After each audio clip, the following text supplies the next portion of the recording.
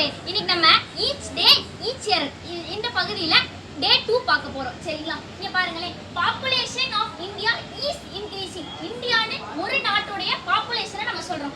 பாப்புலேஷன்னா என்னங்க? மக்கள் தொகை. அதனால இந்த இந்தியாவுடைய ஒரு நாட்டுடைய பாப்புலேஷனை சொல்றதுனால நம்ம என்ன சொல்றோம்? பாப்புலேஷன் அப்படின்னு சொல்றோம். இதுல ரெண்டு வேறுபட்ட நாடுகள், இந்தியா, சைனா. அதனால இங்க பாப்புலேஷன்ஸ் அப்படின்னு சொல்றோம். சரிங்களா?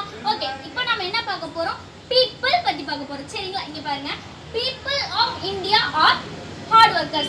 இந்தியாவுடைய பீப்புளை பத்தி சொல்றோம். ஒரே ஒரு நாட்டுடைய பீப்புள், அதனால people of Indiaன்னு சொல்றோம். சரிங்களா? இங்க பாருங்க, people of India and China.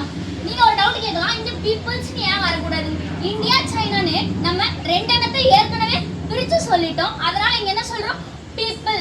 பாப்புலேஷன்னா மக்கள் தொகை, people அப்படிங்கிறது மக்கள். இங்க people தான் வரும். சரிங்களா? இங்க பாருங்களேன், peoples of Asia are hard workers. எப்பவுமே peopleக்கு people தாங்க வரும். ஆனா peoplesன்றது எப்போ வரும்னா ஒரு கண்ட்ரிஸையோ நேஷன்ஸையோ ரெஃபர் பண்ணி வரும்போது வரும். சரிங்களா? peoples of Asia, ஏசியாவுடைய கண்ட்ரிஸ் அப்படிங்கிற அர்த்தம் தாங்க இருக்கு. Thank you so much. நாளைக்கு நம்ம sheep, cattle இத பத்தி பார்க்க போறோம்.